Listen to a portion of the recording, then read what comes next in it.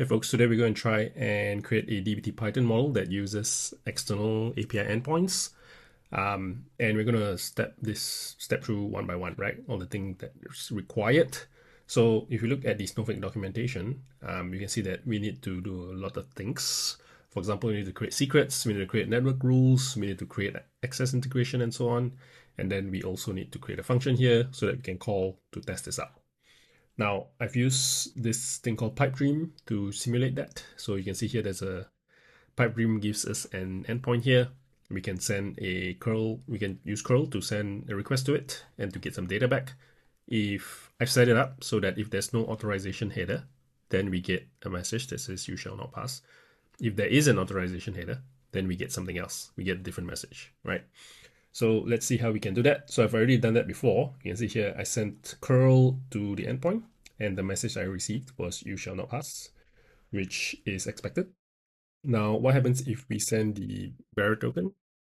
So if we do -h, and then we say all nation. So this is what we expect over here. Now, if we send this here, a second. I need to use a capital H, I think.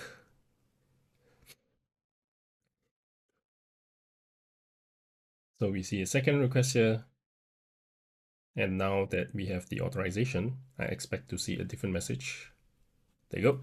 Cool. So we've successfully tested our endpoint. We know that it's working.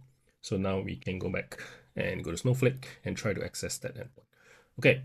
So here, first thing I did was to use the admin role.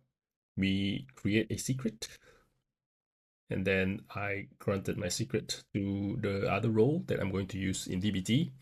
And then we create the network rule, create the external access integration that uses both of the things above, and then grant this, and then use transformer. Now here, what we're going to do is we're going to create a function here. So this example follows what Snowflake has here. The only difference is this get OAuth access token. I've changed it to generic secret string because my secret is just a generic string and not an OAuth thing. So this function is created, and then now we can try and use the function and hopefully get some results back. So we are sending a request here. We can see PipeDream got that request as well. And then Gandalf says speak friend and enter. So everything here works as expected. The secret, the network rule, the access integration, the function, and then calling the function, we get our result. Great. Now let's try and do this from dbt itself. So here I've got a dbt model, dbt Python model. Now what you'll see is that there's kind of a lot of different boilerplate type stuff we need to do here. So for example, here we gotta go packages and kind of specify the packages that we want, the secrets, the external access integration. And I'm just setting the Python version to be the same as what I have in my example here. Okay, then I'm gonna import just as we did over here, JSON, and so on and so forth. Then what we're gonna do is send the request with the header using the authorization bearer token here. And then this is going to create a data frame for us out of the result.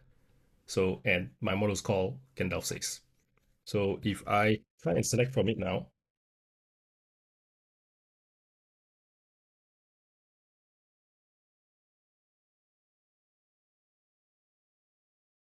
so we can see that this doesn't exist yet. So let's try and build our Python model and see what happens.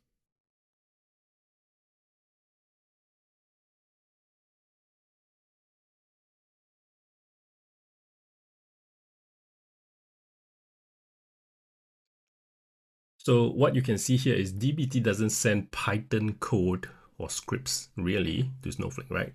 dbt creates a stored procedure like this. And then you can start to see here, it kind of almost resembles what we have over here. And then the code that we wrote here goes into this part here.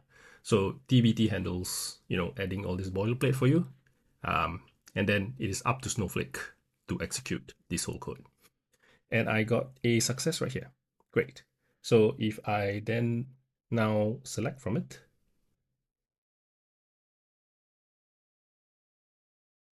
and we see Gandalf say speak friend and enter. Great. So that works as expected. So that's all there is to it.